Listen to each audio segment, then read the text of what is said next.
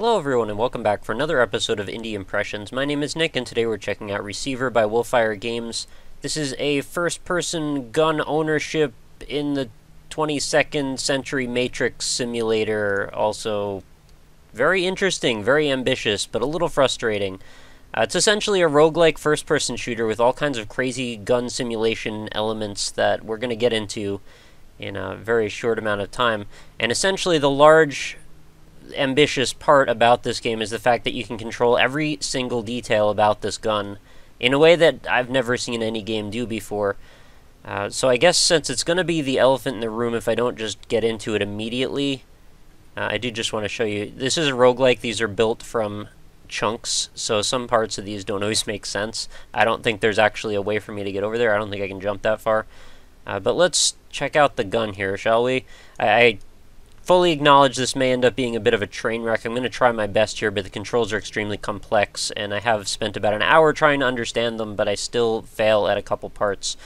I'm not an expert at guns by any means. I do know maybe a little bit more than average only by virtue of having played so many freaking video games over the years. But essentially the idea is here, when you start a new game of Receiver, every single time you're going to end up with a different scenario, in a different room with a different amount of ammo, with possibly a completely different firearm entirely. And your goal is to ascertain exactly what your situation is and then move around this environment, avoiding all kinds of deadly drones while acquiring these tapes which are going to read stuff into your ear, and which is where I've gotten most of my Matrix references, I think, from, aside from perhaps the environment, although it's not sufficiently green. So we do have this gun in our hands right now that we can actually look at, take apart, well, not completely take apart, but do a number of things with. For example, we can pull back the hammer, and forgive me if I get any of the terminology wrong here, but we can also set things like the safety on the back here. We can check the chamber to see if there's a round in it. We can pull out the magazine, check that out. We can put the magazine in our inventory, switch it with another magazine, and load that into our gun. Then we would need to put a round in the chamber, which I think I've done. Yeah, there's one. And now I should be able to fire it. So my goal in this video is not to try and win the game by any means. I'm extremely terrible at this, but I just wanted to give my impressions of it and let you guys know why I think it's a pretty cool game, but why it definitely has a few shortcomings, in my opinion anyway. This is trying to get on Steam via the Greenlight program, so if this particularly does pique your interest, you can go buy it right now. I believe the price is $5 for it, but you can also go vote for it, and of course I'm going to put all the links in the description as I always do. So we're going to make our way through this maze here, and in case you ever wanted to know how much ammo you have left, well, unfortunately for you, there's no way to quickly figure that out. So you just have to look at our magazine and see that there is exactly one round right in there. And I may have just ejected it. I don't know. There's a lot of ambiguity since I'm not particularly great at this. No, actually, that's it right there. And so when you pick up a round, it seems to go up in the top of your screen where it is then perhaps lost forever. I actually haven't figured out, for the most part, how to load loose ammo into magazines to then put it into your gun, with the exception of when I'm using a revolver, and you'll just occasionally run into a revolver for some reason when you start the game up.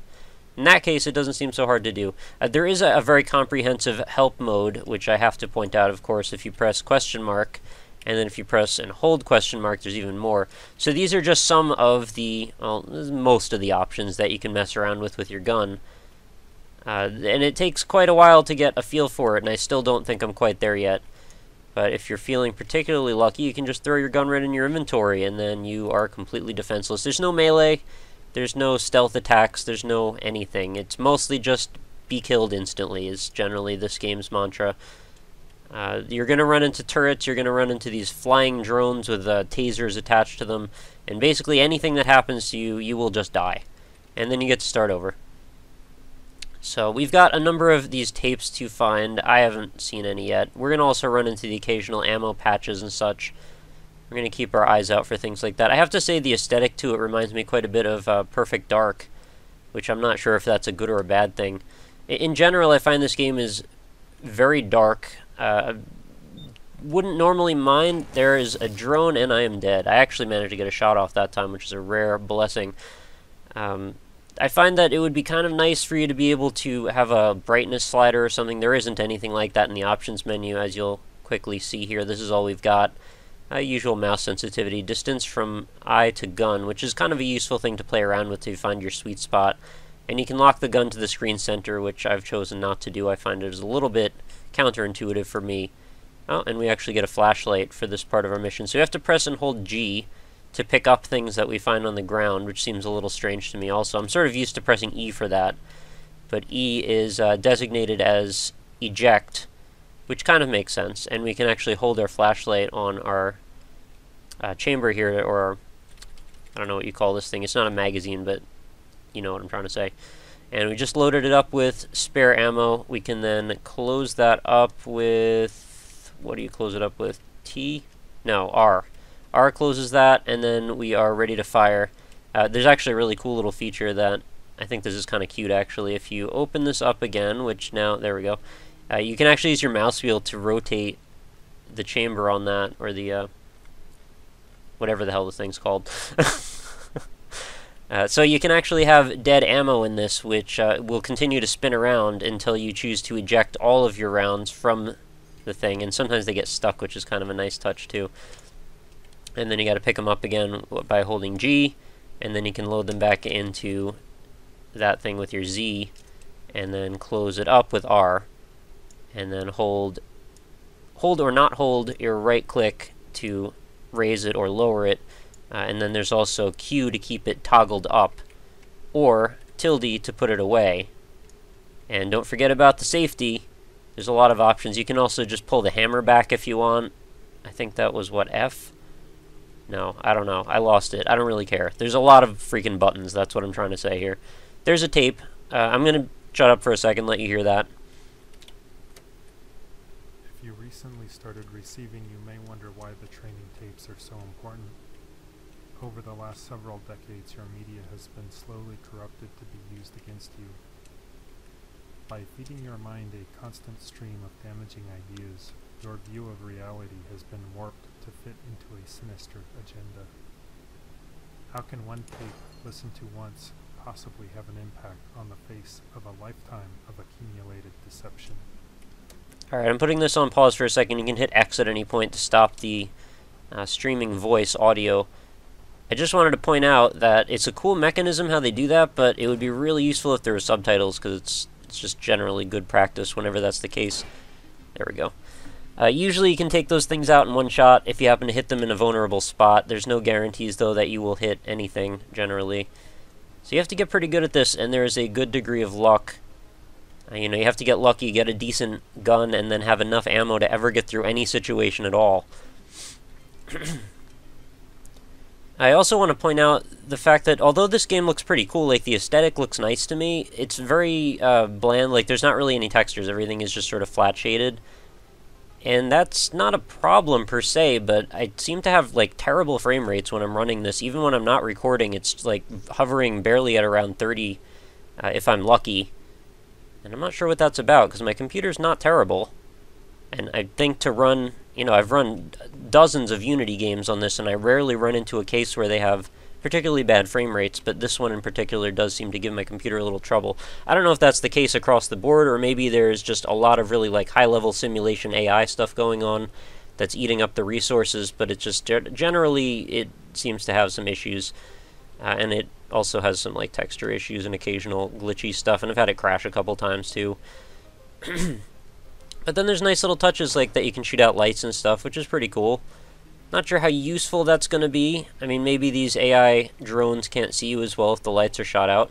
But I will also point out that this was designed for the 7-day FPS challenge, which makes this seem a lot more ambitious, actually, once you know that. You know, to design a roguelike FPS at all in any situation is pretty crazy, but then to do it in 7 days is even better. But since then, I think it's been quite a while, and I'm not sure they've really made a lot of meaningful changes, but I guess I don't really honestly know that for sure. Since I didn't really follow this game that much, although I've always been interested in it. Okay, I'm out of ammo now, so I guess I'm screwed.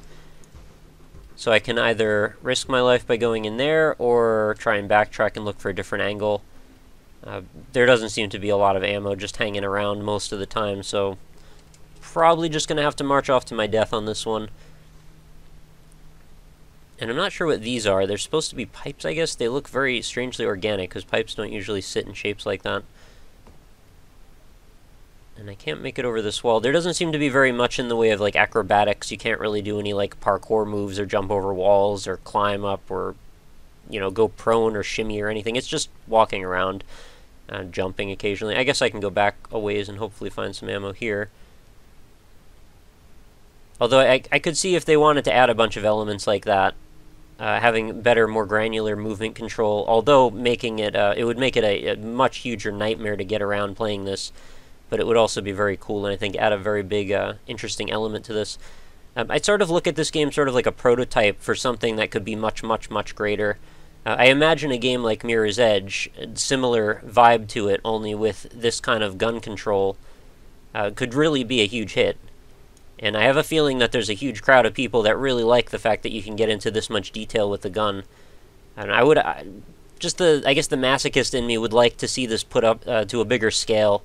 You know, simulate all the guns like this. Maybe this could be the future evolution of a game like Call of Duty or something, where you get really into the micro element of the whole soldiering aspect. And it does add quite a bit of tension when you're struggling to get away from like a slow-moving drone and you just can't figure out how to make your gun work the way you want. I think that's a pretty nice element that I haven't really seen ever done before. But as it is right now, just judging this as what it is, since it's for sale, you know, for $5, I have to say I think this is probably maybe a little more than I would have been willing to pay for it. Thankfully, I didn't have to pay for it. Somebody did gift this to me, and I'm very thankful for that. And I wouldn't have regretted it if I bought this for $5, but I just feel like maybe $3 or even $1 would have been a little bit more of a fair price. If they flesh this out a little bit better, they get a little bit more in terms of, you know, polish going on, I could see $5 being no problem at all. But right now, you're essentially going to have quite a wall in front of you when you first boot this game up. It's going to be a lot of just fiddling with your controls, reading this comprehensive controls options help menu on the side here for quite a while, and you're eventually hopefully going to get through it. But if you don't, you'll probably not want to play this very much, because you'll just keep marching to your death over and over again. But at the core of the game, I think it's a really cool concept, and that will be... Oh, no, it didn't kill me. Well, it's gonna, though, because I have no other way to go. So I may as well just suicide. I can't see another way around it. Wow, okay, it actually gave me a few shots there before it took me down. So we'll see what happens in our next scenario if we get a better gun. There is one that you'll want to recognize right away. No, I think we just got the revolver again. There's one that's actually like an automatic pistol. It's like a 3-round burst. And you definitely want to identify that you're using that gun before you actually start to fire on anything. Because if you don't set it with the V key to, instead of being a 3-round burst to a single shot, you may use up all of your ammo in your first pull of the trigger. So there looks like to be 3 empty, not empty, but shells on the ground there. We should check out our ammo situation, because the first thing that you need to do is make sure that you're going to be able to fire on something, and in this case, that may not have been possible. There we go, we are loaded and ready for fire. And we've got a couple more shells on the ground. Looking like a fool with your shells on the ground. Alright, we've got a very large outdoor staircase. Don't you think it sort of looks like Perfect Dark? It's like if you ran the expansion pack and it has like that nice lens flare element to everything. I kind of like the look of that staircase, but like some of these flat shaded with like the red blaring lights, it's okay. But then you get these edges like this where the light seems to just end in a dither, which looks kind of bad to me, but again, 7-day FPS challenge, very ambitious still. And I'm not faulting the developer for any of these shortcomings. I'm just looking at it like what it could have been if they wanted to really pursue this as a longer-term development process or project. I can't even tell what's going on here. I apologize if this video is extremely dark. I can't even see what's going on my side. And YouTube makes things like 20% darker most of the time when you watch it. I don't even know where I'm supposed to go. Is it possible that they generated a level that is not solvable? I don't know if they have checks in place for that sort of thing. But as it seems to be right now, I can go under here if you crouch. But see, there's just so many controls in this game. Yeah, no, that's just a wall. And I may have mentioned this already, but there's also falling damage, so like, you gotta watch out for that as well. I can't seem to make it over this edge. Oh, wait a minute. What was that? I bounced off of something for a moment. Oh, I got up. Once in a while you can make it up that edge, apparently. And now that I'm up here, I have no idea what I'm supposed to do, because there doesn't seem to be a good way down. I have a feeling this is just two mismatched tile sets that lined up wrong, and that I wasn't actually supposed to end up in a situation like this. I could be wrong, but I don't see an obvious way to get through it. There's an empty closet that's dark on one side and a dead end on the other. And that is death. Yeah, that's how far you can fall. Your dude has freaking jelly legs, apparently, and instantly gets cranial fractures as soon as he lands in any kind of a situation at all. It's like this, a wall about this high might actually do some damage to him. No, okay, he can survive that. But I can pretty much guarantee you if I fell from the height of this platform up here, that's going to do him in. Yeah. And in reality, I'm pretty sure most people would be able to withstand a fall like that. I think you may, you know, twist your ankle or something, but I don't think you're going to die. So, and it just seems like we're going for so much realism in some parts, but other parts are, like, punishing the player for no reason.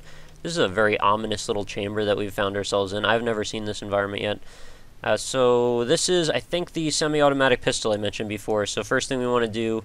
Oh, no, it's not. Okay, the one with the semi-automatic with the 3-round burst has a little, like, a hook to the end there. On the, where the safety is, I mean.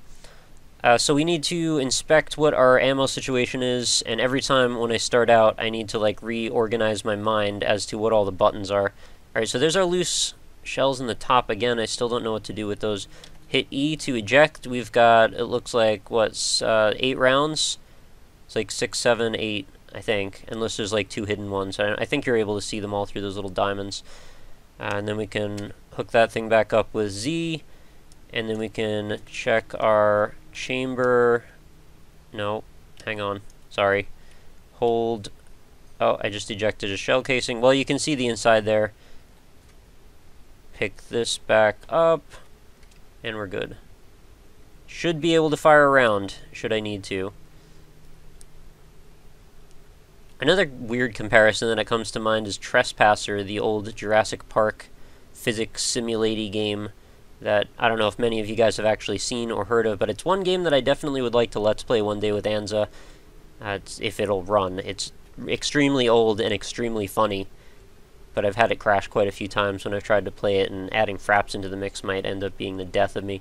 But it had a similar disembodied, like, gun. I mean, you had a wrist, and actually one of the few games where if you look down, you actually see your chest, which is a huge innovation back for the time when that thing was created, and I'm not even going to really hazard a guess as to what year it was, but it was a while back. And in this case, you were actually a lady, and you look down and you see you have, like, a heart tattoo on one of your breasts, which is kind of interesting.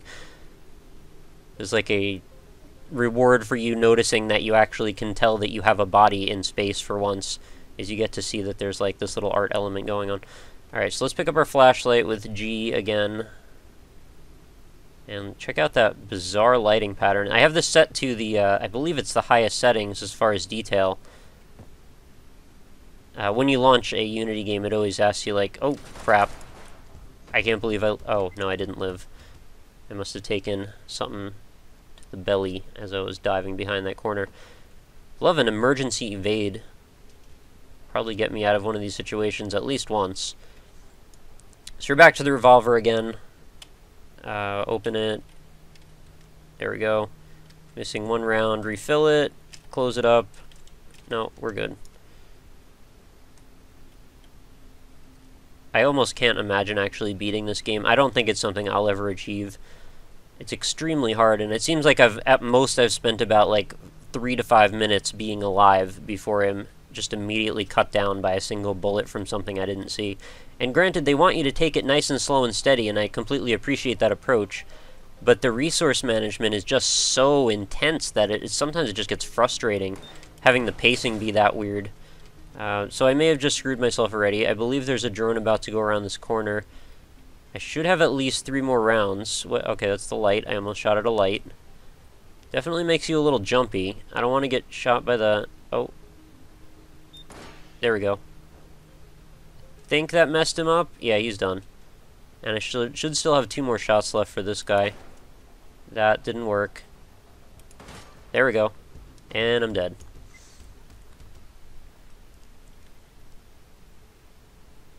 And what are we going to get this time? Flashlight and revolver again. Okay. Yeah, I really can't seem to shake the perfect dark comparison. I wonder if they actually had that in mind when they were coming up with the aesthetic for this. I don't know what it is. I guess the neo-future neon city thing with this like dark and very colorful lighting setup. Not to mention the guns have a similar feel to their operation. I'm not exactly sure what I mean by that, but like the tactile response, I guess, feels similar. The guns have a similar sense of power to them, which they should have. Wow, what? I think that drone just knocked me down the freaking stairs. Oh, there's 2 of them. I'm so dead. I need to get behind something. Oh, jeez. Yeah, you really can't flail wildly and try to shoot at stuff in this. You need to be like calm and collected and very careful and meticulous in your approach in pretty much every single example. It's really interesting to look at the geometry in a place like this and watch the frame rate is great, and then like, I mean, I know this is how frame rates work, but when you go out to a slightly more complex setting, like even this, it sometimes will take a hit. It just is probably extremely unoptimized, which is fine. Again, I'm not picking on them, it's just a little frustrating. This looks exactly like one of those tanks from the one level in GoldenEye. I bet they totally had that in mind, because this is like the stealth espionage element and like a little bit of a Matrix feel. GoldenEye, Perfect Dark, that all makes perfect sense. Oh, crap. I forgot to check my ammo, and it came to bite me in the butt. So this has pretty much been my experience with Receiver. Again, I think it's a very cool, very ambitious game with a lot to offer to people who can get behind this style of gameplay. I think I have the propensity to possibly get behind this style of gameplay, but I don't know if I can do it yet at this stage. But I completely don't fault people who can, and in fact, it's kind of cool, and I really am excited by the premise. It's just there's a few things that seem a little bit more like a wall than are fun. And primarily just the insane amount of controls. And I understand that it's to be simulatory, if that's even a word. But at the same point, I might want maybe 2 options. Maybe have one that's a little bit more streamlined. And I don't mean just make this into a straight FPS where you just, you know, hit R to reload and shoot everything you see. But make it so some of the weapon options are a little bit like mapped more to one button. Like it a little bit more context sensitive, I guess is what I mean.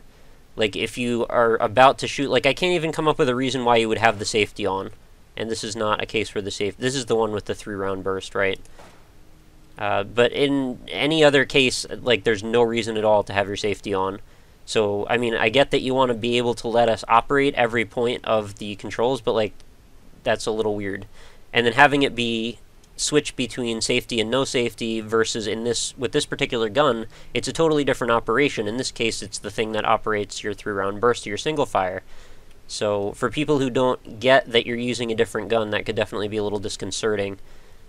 I should also definitely hope to see like a proper tutorial with like a tutorial training level to teach you each one of the functions of the gun until you're proficient with it. I think you should definitely need to be proficient, but I like the fact that they just throw you into it also in a way. So I guess there's different approaches that you could take, and they both have slightly different outcomes.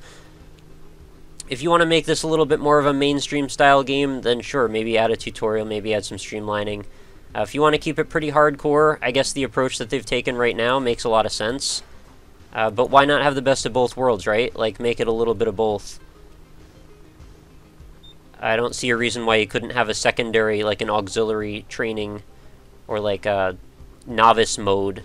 Because there's no difficulty settings either, it's just, you know, how you find it is how you get it. So this is one of those instances when I find myself with enough ammo to get by. I just need to actually switch my magazines. There's, what, 2 rounds in that? And possibly 2 rounds in that? I can't really see, the light's kind of weird. 2 rounds? So in what world would you ever keep 2 separate magazines with like 2 rounds in each one? Why wouldn't you just combine them? I don't know. I guess maybe I can even do that. I just don't know how to actually take rounds out of a magazine. Maybe there's even more features to this than I even am aware of at this point. But, you know, I played with it for like an hour. I figure I should be fairly okay at it by now. So we need to eject our magazine.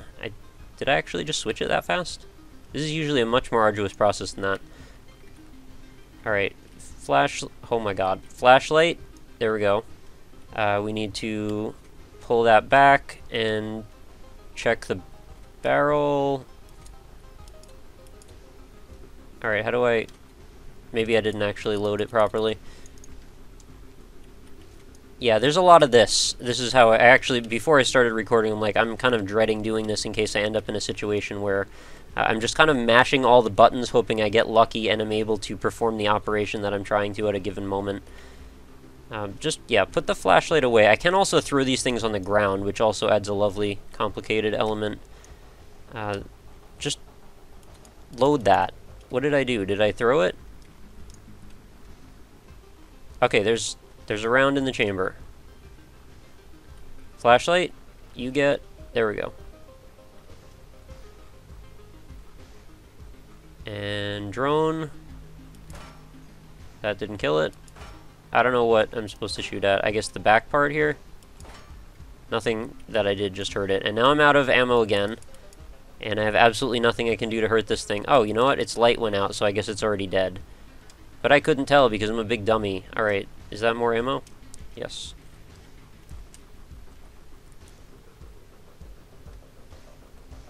So again, if anybody wants to, you know, be criticizing the video because I was a little harsh on this game, you know, I understand.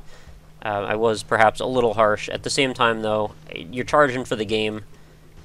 I feel like a certain degree of polish is required at that point. And it's not to say that this doesn't have a certain degree of polish. In fact, I think there's some pretty cool, charming moments about it. I just think you could probably go a little further before we get to that point. I would still consider this to be very much like an alpha of a further concept, which, yeah, I don't know. There's like a freaking 1,000 drones in here. I'm not going to be able to even touch them. Alright, I think that's going to about wrap us up for Receiver. Hopefully you guys are fairly clear on my point of view on this one. I'm not sad that I got to play it. I'm actually really psyched. I think this is a great concept, very ambitious, very cool stuff here.